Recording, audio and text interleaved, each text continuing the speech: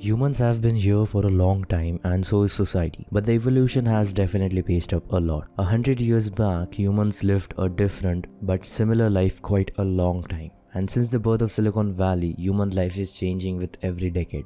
The 90s was the cool innovation period where society was testing, innovating and evolving. The 2000s was the birth of internet for many, and with the internet came the new age of social media. Firstly, social media has been around for a long time. Actually, the word media is just mass communication and social means anything related to our society. A very famous quote, if you're not paying for the product, then you are the product. This quote will be the base for this video. So do you pay for signing up a Facebook account or an Instagram account or to just watch YouTube? Clearly no, you don't pay for that. So you're being provided free content and update. What's wrong with that? The same thing was done many times before the internet.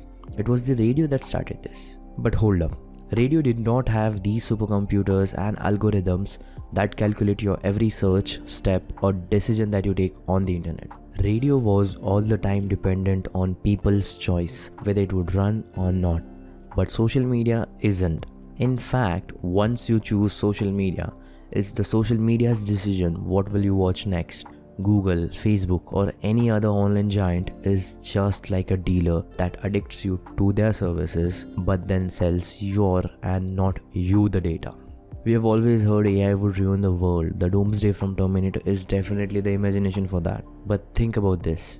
Today, the computing power is a trillion times efficient than it was in 1950s. So many tech giants harvest this power to make money out of you by selling you as their data.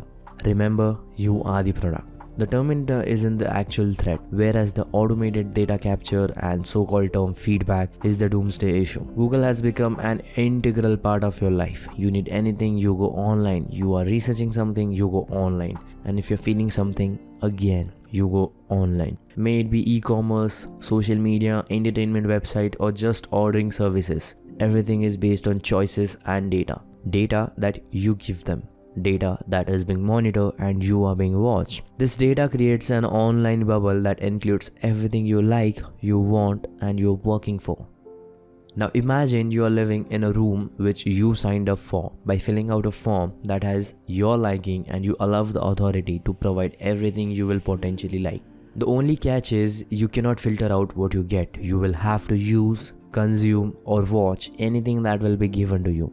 This is exactly what Google or Facebook and even Instagram is doing. They create a bubble that consists of your own liking at the time and provides more of your own self, making you consume more and more of it. The bad part of this is whatever they are providing you is funded by someone else.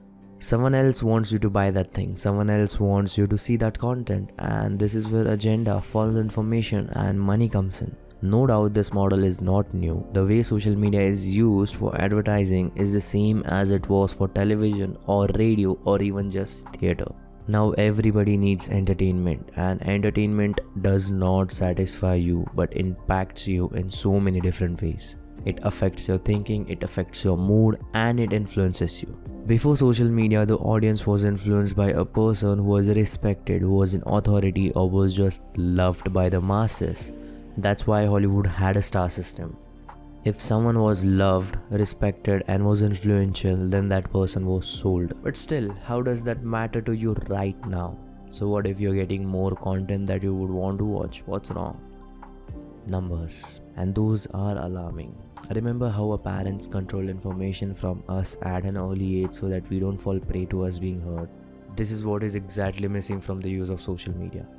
No laws, no gatekeepers, and unfortunately, no morals on how you are being affected by it. Social media has become a catalyst for your insecurities, and everyone online wants to be powerful in their own bubble. Everyone wants to earn, and those insecurities are the loopholes through which these tech giants earn from your data.